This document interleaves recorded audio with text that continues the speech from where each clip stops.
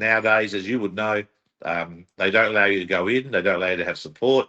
They like to do everything in secret. That is part of government corruption. If they're letting too Yeah. many people in the country, that's government corruption. If they allow councils, right, to somehow exert powers on Crown land to remove homeless people in tents, that's corruption. And so we need to start to realise that at every level of governance and every section of the government too. I mean, I've tackled in my lifetime councils. I've tackled the police for not acting properly. I've tackled the courts for not acting properly. I've taken the state to court for not acting proprietary. And it doesn't sound like much to people when until it affects them. But all I'm seeing now is it was so much bad in this world. There's so much going wrong. There's so much open corruption. It was 10 years ago they hid it. But now they don't hide the corruption. They think they can just belittle you by calling your names and you'll go away. And I think that's a testament to the fact that Labor in this state, in this country, won on 34%. I mean, obviously, it tells you how dodgy even the electoral system itself is.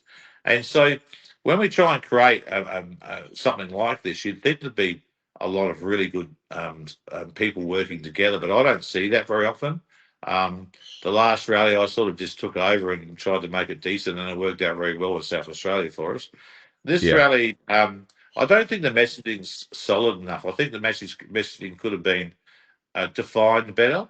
But of course, we're adapting as it goes. So I think these types of things are reactive, and you adapt. It's a numbers game. So obviously, we're not going to be effectively sending any sort of message unless we have numbers. So we've got Yep. to read the public really well and then adapt. And so it can be seen a bit chaotic to a lot of people, but I think there is a basis to what we're doing. But if you get any 10 people together and try and discuss politics, as you would know, there's differences, and there's differences in how we will run each state's rallies. And I think that's okay. I think that's grassroots. Tends to stem from the bottom up, and politics stems from the top down. So I think it's acceptable that we are as we are. But of course, that can be picked up as mixed messaging. But my problem is, as I'm watching social media, is that people are just so angry. Their lives are so poorly, so hard for them to live.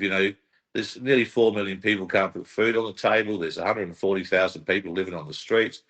That sort of angst, that sort of anger, and that sort of pain and suffering for families results in aggression online rather than unity. And so you really do need leaders of these events to try and unify people and give them a direction as to where we're going. So government corruption is a very good start to a rally. The headline's fabulous.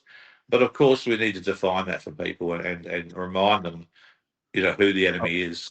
I think every speaker should be able to bring an example of the corruption they've faced in their life, whether that be at a council, state, or federal level, whether that be a bureaucratic piece of bullshit, or whether that be not necessarily a judicial piece of bullshit, because that can be a fraught with a little bit of danger. But if people have all people have had some kind of dealing with bureaucracy, they've been stopped from building a shed, or they can't, chop down a tree that's leaning dangerously in their yard because there's, some fairy penguin that lives up around the corner and it might want to use it to shit under one day or something.